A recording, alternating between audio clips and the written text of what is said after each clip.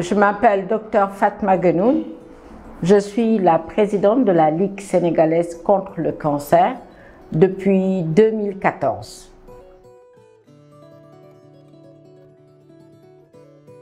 LISCA, déjà, elle est connue au Sénégal par sa campagne Octobre Rose depuis 2010 parce que, vous savez, c'est la Ligue sénégalaise qui a initié la campagne Octobre Rose au Sénégal.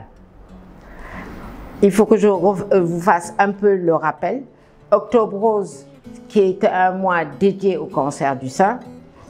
Puis, nous avons, en 2012, on s'est dit qu'on quitte Dakar pour aller dans des zones éloignées. C'est en ce moment que nous avions décidé d'y introduire le dépistage du cancer du col de l'utérus. Mais ce mois d'octobre est dédié uniquement au cancer des seins, mais le modèle sénégalais maintenant, il est importé un peu partout parce que nous faisons le dépistage du cancer du sein et le cancer du col. Pour les réalisations déjà, nous avons distribué plus de 850 000 dépliants à travers Dakar et les régions. C'est important. Dans les écoles aussi, c'est ce que nous faisons aussi des school tours parce que la sensibilisation ne s'arrête pas aux personnes âgées.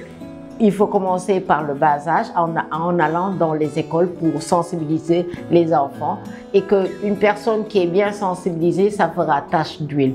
Donc il fallait qu'on commence par là. Donc plus de 850 000 dépliants. Nous avons dépisté plus de 70 000 femmes pour le cancer du sein et pour le cancer du col de l'utérus, environ 48 000 femmes dépistées. C'est vrai que le cancer du sein, on en parle pendant un mois, mais pour le cancer du col, les gens n'en parlent pas beaucoup, mais le cancer du col est le premier cancer en termes de prévalence et de mortalité au Sénégal. Plus de 2064 nouveaux cas avec plus de 1300 décès chaque année du cancer du col de l'utérus. Le cancer du sein, c'est environ plus de 1038 nouveaux cas avec plus de 900 décès par an. Là, je ne peux pas vous dire parce que on a un souci avec notre registre de tumeurs. Le registre des tumeurs a été lancé, mais il y a eu des défauts. Jusqu'à présent, on n'a pas les résultats du registre des tumeurs parce que si ce registre est correctement fonctionnel, on pourrait faire la cartographie des zones les plus touchées au Sénégal. Actuellement, on ne peut pas le dire parce qu'il n'y a pas d'enregistrement et on ne connaît pas exactement le nombre de cancers au Sénégal. Les chiffres que je vous ai donnés, ce sont les chiffres du Globocan, c'est-à-dire le Centre international de recherche contre le cancer, qui sont des chiffres approximatifs. C'est de l'estimation, mais le gouvernement du Sénégal doit travailler de telle sorte que nous puissions avoir la cartographie, connaître les tranches d'âge les plus touchées.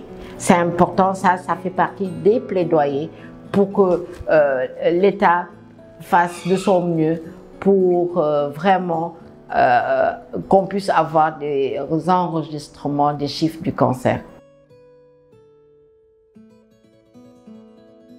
Il y a eu beaucoup d'efforts qui ont été faits parce que quand nous avons commencé, les gens vendaient leurs maisons, vendaient leurs voitures, les femmes vendaient leurs bijoux pour se soigner parce que cette chimiothérapie était entre 3 millions et 6 millions. Et depuis 2018, il y a eu la gratuité de cette chimiothérapie classique et de quelques thérapies ciblées. Ce qui fait que ça a beaucoup soulagé les malades, mais ce n'est pas suffisant. Et aussi, la radiothérapie est maintenue au prix de la cobaltothérapie à 150 000. C'est un effort considérable parce que dans le privé, la radiothérapie est entre 1,5 million et 2,4 millions. Il y a eu des efforts, mais l'État peut faire plus. Quand on peut demander, et je pense que s'ils y réfléchissent, et nous sommes en discussion pour voir comment on peut avoir la gratuité du traitement contre le cancer au Sénégal.